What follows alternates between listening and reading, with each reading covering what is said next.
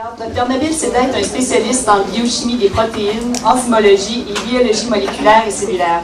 Il est professeur titulaire de recherche à l'IRCM, directeur de l'unité de recherche en biochimie neuro-endocrinienne, titulaire de la chaire de recherche du Canada en protéolyse des précurseurs, chercheur titulaire au département de médecine de l'Université de Montréal et membre associé au département de médecine de l'Université McGill.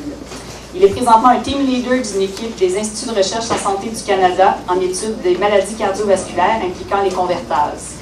Le Dr Seda est membre de l'Ordre du Canada, de l'Ordre national du Québec et de la Société royale du Canada. Et tel que vous l'a présenté Dr Dufour, il va vous expliquer où en est la recherche fondamentale sur le cholestérol en 2011 et quels sont les traitements qui sont développés à l'IACM. Merci Chantal, merci Robert d'être très clair dans ta présentation. Je vais vous amener dans un autre domaine. Vous allez un peu comprendre pourquoi le cholestérol est si mauvais. Qu'est-ce que c'est le cholestérol au départ, hein?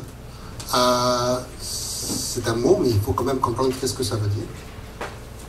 Le cholestérol, vous savez, a été découvert en 1812. Hein? C'est une molécule très graisseuse, ça ressemble un peu à la cire. Vous pouvez imaginer que si vous avez de la cire dans vos artères, ça va bloquer. Hein? Mais le cholestérol n'est pas toujours mauvais, c'est l'excès de cholestérol qui est mauvais. Il faut quand même se rappeler de ça. Okay? Vous ne pouvez pas vivre sans cholestérol. Hein? Le cholestérol est important pour tapisser toutes les cellules de notre corps. Il est important pour fabriquer des hormones. On ne peut pas avoir de la testostérone ou de l'estradiol si on n'a pas de cholestérol. Ça fait à partir de ça. On ne peut pas avoir de la vitamine D sans cholestérol. Et aussi, on ne peut pas faire des acides biliaires, dans lesquels on peut se débarrasser des excès. Donc il y a des effets bénéfiques au cholestérol, mais ce qui est mauvais, c'est l'excès de cholestérol. Maintenant, d'où vient ce cholestérol? 75% du cholestérol est fabriqué par nous-mêmes. Donc nous-mêmes, on fait du cholestérol. Si c'était mauvais, on n'en aurait pas fait. Hein? Et 25% seulement viennent de la nourriture. Il faut se rappeler de ça. Hein? C'est ce 25% qui cause des problèmes. Ouais? Donc, maintenant, Robert a bien dit, avec son cartoon là, qu'il y avait du mauvais et du bon cholestérol. Et il y a des différences entre ces deux particules. Le mauvais cholestérol est une grosse boule de graisse, hein, qui est tapissée par une protéine qui s'appelle l'apolipoprotéine B, ou ApoB. Le bon cholestérol est plus petit et est tapissé par plusieurs molécules, incluant l'apolipoprotéine E. Les niveaux, Robert en a parlé un peu, les changements maintenant, c'est qu'on attend à ce qu'on soit inférieur à 4.2, et là on est en train de tendre à inférieur à 2.5 ou 1.5. On est en train de pousser ça vers le bas. Le bon cholestérol doit être plus haut que 35 mg par décilitre. Alors, comment ça fonctionne, ça? Si vous regardez comment ces particules circulent dans vos vaisseaux, vous allez voir qu'il y a des vaisseaux sanguins, il y a du mauvais cholestérol. Le voilà, le bleu, là. Hein? Qu'est-ce qu'il fait, le mauvais cholestérol? Ben, il va livrer sa marchandise, c'est-à-dire livrer le cholestérol à tous les vaisseaux sanguins et à tous les tissus qui en ont besoin. On a besoin de cholestérol. Mais si on a trop, parce qu'on a trop mangé de gras, etc., eh bien, il y a quelqu'un qui va nous sauver, ça s'appelle le bon cholestérol.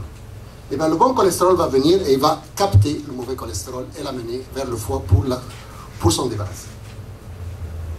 Et donc, c'est pas, on a parlé des Égyptiens ou des anciens momies qu'on a vus, mais les peintres ont vu ça il y a longtemps. Hein? Les peintres ont l'œil, et pour peindre quelqu'un, ça prend parfois 1 année, jusqu'à 4 ans, pour avoir un portrait de quelqu'un. Et ils voient tous les détails de la personne. Right? Et voilà donc un peintre, qui est un Hollandais, qui s'appelle Frans Hals, au XVIe siècle, qui a peint une femme, une noble femme, en Hollande. Il y a un autre peintre, que vous connaissez, je suis sûr, Leonardo da Vinci, qui a peint Madonna Mona Lisa, qui, elle est morte très tôt, elle est morte à 37 ans. Okay? Qu'est-ce qu'il y a de commun entre ces deux femmes? Si vous regardez bien, les peintres l'ont vu, peut-être que vous ne l'avez pas vu, mais les peintres l'ont vu. Il y a des dépôts de graisse, soit dans les articulations, soit autour de l'œil que vous voyez ici. Et en effet, c'est les premiers cas, si vous voulez, que les gens croient que c'est de l'hypercholestérolémie familiale. Et on soupçonne que Mona Lisa est morte probablement d'un accident cardiovasculaire. Maintenant, quelles sont les thérapies? On a entendu ce que Robert nous a dit. Le LDL cholestérol est la cible. C'est clair que c'est lui qu'il faut s'attaquer. Et donc, comment découvrir un médicament contre le LDL cholestérol? Ça a pris ce que je crois être un génie, Akiro Endo, qui est un japonais qui travaillait dans une compagnie pharmaceutique, et il a criblé 6000 différents champignons pour savoir qu'un des champignons sécrétait une molécule qu'il a appelée statine, qui inhibait la synthèse du cholestérol. Ça veut dire quoi? Qui va empêcher votre corps de fabriquer du cholestérol. C'est la première statine. Okay? La névastatine. Plus tard, ça a pris 10 ans, vous voyez que la compagnie Merck s'est lancée dessus, ils ont mis des chimistes, etc. Et ils ont essayé de modifier cette molécule-là pour produire la première statine synthétique qui s'appelle la simvastatine. Maintenant, tout ça c'est bien, mais ça a pris quand même plusieurs années avant que les gens ont commencé à croire à ça. Et on a remarqué que sur de grandes études, les gens qui prenaient des statines subissaient 30% de moins de décès et 42% de moins d'événements cardiovasculaires. C'était la preuve que diminuer le cholestérol, le mauvais cholestérol, diminue sensiblement les accidents cardiovasculaires. Maintenant, si on voit ce qui se passe de nos jours, il y a plus de 30 millions de personnes dans le monde qui prennent des statines. 1 sur 500, je ne sais pas combien il y a dans cette salle, mais 1 sur 500 souffre d'hypercholestérolémie familiale. Au Québec, c'est 1 sur 275, parce qu'il y a eu cette concentration au lac Saint-Jean, etc. En effet, au lac Saint-Jean, c'est 1 sur 80 au Saguenay qui ont de l'hypercholestérolémie familiale. C'est un effet fondateur, on appelle ça. Si on ne traite pas ces gens avant l'âge de... avant qu'ils aient 60 ans ou 65 ans, 85% de ces hommes ou 50% de ces femmes auront un accident cardiovasculaire. C'est clair qu'on doit traiter cette maladie très tôt et le plus tôt possible. Comment on la traite? On a entendu parler un peu des statines par Robert, mais maintenant il y a de nouvelles technologies, c'est ce que je vais essayer de partager avec vous. Donc il y a deux techniques. Ou on empêche la synthèse du cholestérol par le foie, c'est ça la statine, c'est ça la fonction. Ou on empêche l'absorption du cholestérol par l'intestin. Ça a été introduit il y a 10 ans, une molécule qui s'appelle les éthymides. Si on combine les deux, on empêche que le corps absorbe le cholestérol des aliments et on empêche aussi la synthèse du cholestérol par le foie. La combinaison des deux est gagnante. Mais la vie n'est pas toujours rose. Il vient de sortir il y a quelques jours, le 9 juin, toute une nouvelle information qui dit « Faites attention, la simvastatine, la première molécule synthétique que Merck a synthétisée, que certains médecins sont encore en train de prescrire, cause des dommages aux muscles sévères. Surtout quand elle est prise à une dose plus haute que 80 mg ou à 80 mg. Et il recommande d'arrêter ça. C'est clair qu'il y aura des patients qui vont avoir des problèmes musculeux sérieux et on doit trouver d'autres façons de s'en sortir. Comment? On arrive à trouver des médicaments si on comprend comment notre corps fonctionne. Donc, ça a pris des années avant qu'on a commencé à comprendre qu'il y a 3 joueurs majoritaires pour réguler le cholestérol. Le premier, c'est ce qu'on appelle le récepteur, ou la molécule. Si vous voulez, vous avez une clé et une serrure. Imaginez que c'est la serrure, ok? C'est la serrure qui va capter le mauvais cholestérol, donc la clé, et l'amener vers la dégradation dans le foie. On appelle ça le LDL récepteur. C'est sur le chromosome 19. La découverte de cette implication-là a donné un prix Nobel à Goldstein et Brown. Juste pour vous donner l'importance. 67% des familles qui ont de l'hypercholestérolémie familiale ont des pertes de fonction de cette molécule-là, c'est-à-dire des mutations familiales qui font qu'elle ne fonctionne pas. La deuxième molécule, c'est la molécule qui tapisse le mauvais cholestérol, qui s'appelle l'ApoB, qui elle aussi contient des mutations. Elle ne peut plus être liée au LDL récepteur et donc pas de captation par le foie et donc circulation de plus grands taux de cholestérol circulant. Et le dernier a été découvert chez nous à l'IRCM à Montréal et c'est la PCSK9 et vous allez voir ce qu'elle fait. Elle, ce qu'elle fait, c'est qu'elle détruit ce LDL récepteur. Donc, vous savez qu'ils se parlent tous en eux entre-temps, finalement. Et donc, quelle est notre façon d'éliminer le mauvais cholestérol? Donc, la première voie, c'est de dire on va empêcher son entrée. Donc, on savait que le cholestérol circule, le mauvais cholestérol s'attache au LDL récepteur, rentre dans la cellule, livre sa marchandise et revient de nouveau prendre une nouvelle marchandise. C'est sa fonction. Vous voyez la surface cellulaire ici, le LDL cholestérol. Quand il rentre à l'intérieur de la cellule. C'est ce qu'il fait. Il amène le mauvais cholestérol à l'intérieur et revient à la surface apporter d'autres. Mais en 2003, ce qu'on a découvert, c'est qu'il y a une molécule qui s'appelle PCSK9 qui régule tout ce système-là. Ce n'est pas si simple comme ça. Là. Et cette molécule-là va s'attacher au LDL récepteur à l'extérieur de la cellule, l'amener vers l'intérieur et l'empêcher de revenir. Qu'est-ce qui se passe s'il ne revient pas? Il y aura beaucoup moins de LDL récepteurs à la surface, puisqu'il ne revient plus. Qu'est-ce qui se passe s'il y en a très peu de LDL récepteurs à la surface? Il y a beaucoup plus de LDL, du mauvais cholestérol qui va circuler. Et donc, vous avez vu l'athérosclérose et le dépôt de cholestérol. Donc, trop de PCSK9 est nocif. Et en effet, on a observé que quand on regarde chez les patients, plus qu'il y a du PCSK9, plus qu'il y a du mauvais cholestérol. Donc, il y a une corrélation directe entre le niveau de PCSK9 ou son activité et le LDL cholestérol. Et donc, plein de pays se sont intéressés à cette histoire-là, incluant le nôtre. Et on a collaboré avec un groupe en France et on a déterminé qu'il y avait des familles en France qui avaient des mutations dans un gène de PCSK9. Et ces mutations-là ont entraîné un gain de fonction, on appelle ça. C'est-à-dire, il est beaucoup plus actif. Qu'est-ce qui va se passer? S'il est beaucoup plus actif, il va dégrader plus rapidement le LDL récepteur. Et donc, moins de LDL récepteur, et donc plus de LDL cholestérol qui circule, et donc, crise cardiaque ou maladie coronarienne. Une fois qu'on a découvert ça, il y a eu plusieurs intéressés dans ça, incluant les Mormons aux États-Unis, ou les Anglo-Saxons, qui ont des mutations très spécifiques dans le PCSK9, et les enfants peuvent mourir à 2 ans de crise cardiaque. C'est énorme, l'effet. À l'inverse, il y a eu des études qui ont démontré que sur 30 000 personnes, ils ont trouvé que certains Africains avaient des mutations qui faisaient perdre la fonction de PCSK9.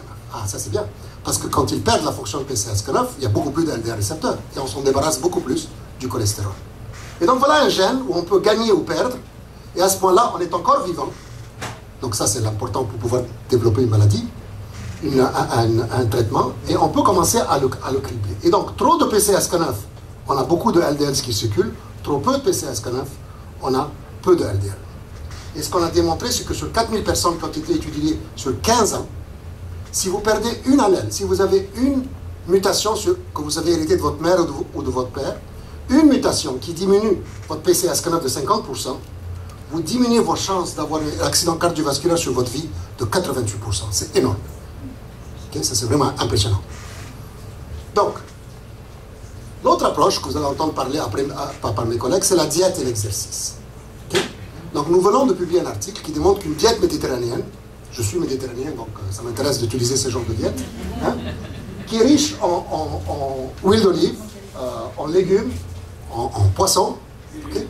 Cette diète méditerranéenne qui donc a beaucoup de fibres, de phytostérol, etc., eh bien cette diète méditerranéenne diminue juste en prenant 5 semaines de cette diète méditerranéenne que je vous recommande. Vous allez diminuer votre LDL cholestérol de 10%. 10%, c'est pas mal. Hein? Et on gagne avec ça, c'est qu'on diminue le PCSK9 de 12%. Et on ne touche pas du tout au bon cholestérol. Donc voilà une façon, mais vous voyez qu'elle s'est limitée, c'est ce qu'a dit Robert. On ne peut pas descendre plus bas. Donc comment faire? On a étudié ici 2000 personnes, dans lesquelles on a regardé qu'est-ce qui se passe au niveau de PCSK9. Si on les traite avec une statine, comme la Crestor ici, vous voyez que les hommes et les femmes répondent à la statine, mais on paye un prix, parce que même si le LDL cholestérol diminue, le PCSK9 augmente plus chez la femme que chez l'homme, mais ça va diminuer l'effet de la statine, puisqu'on diminue le LDL récepteur. Et on remarque que chacun de nous répond différemment aux médicaments. Et on ne comprend pas pourquoi. Mais on sait qu'il y a des gens qui vont répondre très bien aux statines, il y a des gens qui ne vont même pas répondre, ils vont même augmenter le cholestérol. De nouveau, ça nous pousse à penser qu'il faut penser d'une autre façon. Voici les traitements futurs. Je vous donne la dernière jusqu'à la semaine passée. Il y a 2 approches qui sont en clinique maintenant. Et Robert participe activement à essayer la première, les anticorps. Et il y a une façon de traiter cette maladie par un vaccin ou un genre d'anticorps qu'on injecte contre la PCSK9. Et l'autre, c'est une méthode génétique où on injecte quelque chose qui va empêcher la synthèse de PCSK9. Donc, le premier traitement, vous voyez ici, l'anticorps a été identifié par plusieurs compagnies pharmaceutiques. Cet anticorps attache la PCSK9 et l'empêche de s'attacher au LDL récepteur. Et le cholestérol tombe rapidement, en quelques heures, pour atteindre 60 à 70% une plus basse valeur de cholestérol qui peut durer jusqu'à 1 mois. Donc, une injection, 1 mois. Voici un peu où on en est. Les premiers résultats sur cet essai clinique, en phase 1, ont donné que ça diminue 60% du LDL cholestérol sur 30 jours. Robert est en train de travailler maintenant sur l'extension de cette étude-là. Il y en a d'autres compagnies comme Amgen, Pfizer, Rinat ou Merck qui eux aussi sont en train de tester leurs anticorps. Et on va arriver dans une année ou deux, j'espère, à trouver la meilleure combinaison pour pouvoir traiter la PCSK9 par les anticorps.